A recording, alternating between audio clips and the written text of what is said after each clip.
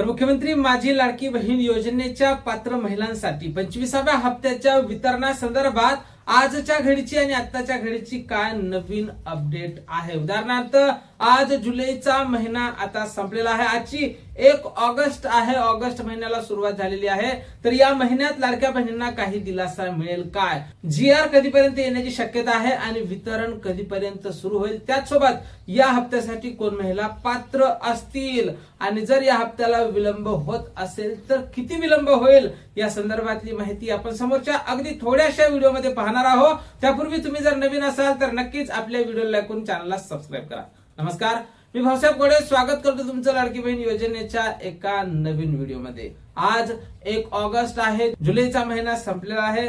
अशी अपेक्षा होती की काल हप्ते वितरणासंदर्भातला GR येईल, म्हणजे असं सांगण्यात येत होतं की वितरण हे लवकरच होईल आणि त्या संदर्भातला GR हा महिन्याच्या शेवटी, जुलै महिन्याच्या शेवटी 31 तारखेपर्यंत येईल। पण काल कसलाही GR आलेला नाही। आज 1 ऑगस्ट आहे, त्यामुळे आज तरी या संदर्भातला GR येतो काय हे पाहण्यासारखं असणार आहे। GR हा 5 तारखेपर्यंत येणार असल्याची माहिती समोर येत आहे। 1 ते 5 च्या दरम्यान कधीही GR हा प्रसिद्ध केला जाऊ शकतो सामाजिक न्याय व विशेष सहाय्यक विभागाकडून।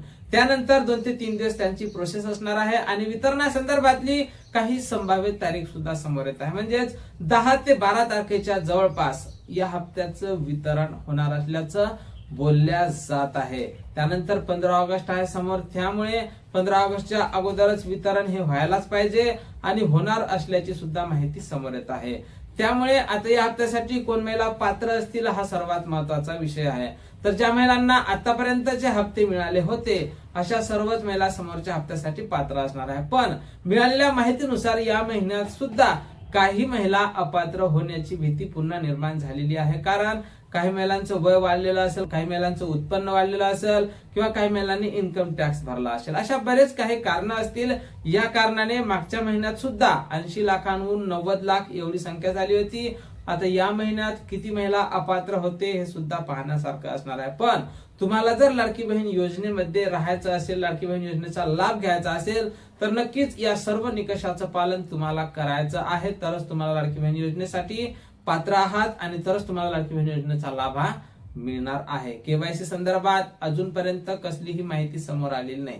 जरी KYC संदर्भात राज्याचे मुख्यमंत्री असतील किंवा वेळोवेळी राज्याच्या महिला बाल कल्याण मंत्री आदित्य तटकरे असतील, यांनी सुद्धा सांगितलेलं आहे एकही लाडकी बहीण ही अपात्र राहणार नाही। त्यांच्यासाठी काही ना काही नवीन उपाययोजना केल्या जाणार आहे। म्हणजेच KYC हे लवकरच सुरू करणार असल्याचं बोलल्या जात होतं, पण आतापर्यंत KYC ही सुरू करण्यात आलेली नाही। लाडकी बहीण योजनेच्या पोर्टलवर KYC ही उपलब्ध करून देण्यात आलेली नाही। त्यामुळे सध्या तरी तुम्हाला काहीही करता येत नाही। लवकरच KYC सुरू करण्यासंदर्भात आपण राज्य सरकारला नक्कीच वेळोवेळी या संदर्भात सूचना करत राहणार, वेळोवेळी विनंती करत राहणार आहोत आणि लवकरच KYC सुरू होईल।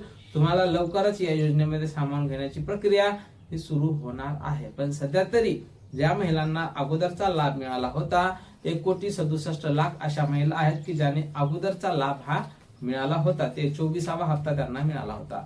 तर अशा महिलांना समोरचा हप्ता हा मिळणार आहे। पण हे सुद्धा पाहण्यासारखं असणार आहे की या महिन्यात किती महिला या पुन्हा लाडकी बहीण योजनेतून अपात्र करण्यात येणार आहे। त्यानंतर या महिन्यात विलंब होईल काय, कारण समोर रक्षाबंधन आहे आणि रक्षाबंधनाच्या शुभमुहूर्तावर जर तुम्हाला पैसे द्यायचे असले तर निश्चितच मग 28 तारखेपर्यंत वितरण हे जाऊ शकते आणि त्यानंतर जर 28 तारखेला वितरण जात असेल तर 2 हप्ते राज्य सरकारने निश्चितच लाडक्या बहिणींना एकत्रितपणे द्यावे। म्हणजेच रक्षाबंधनानिमित्त जर तुम्हाला भेट म्हणून द्यायचं असेल तर निश्चित 2 हप्ते तुम्हाला 28 तारखेच्या जवळपास येण्याची शक्यता आहे। म्हणजे या महिन्यात जर विलंब होत असेल तर निश्चितच तुम्हाला मग हा हप्ता 28 ऑगस्टच्या जवळपास येण्याची शक्यता आहे।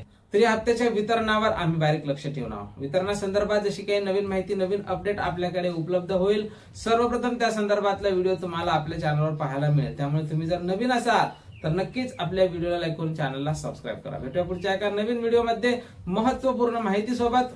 जय महाराष्ट्र।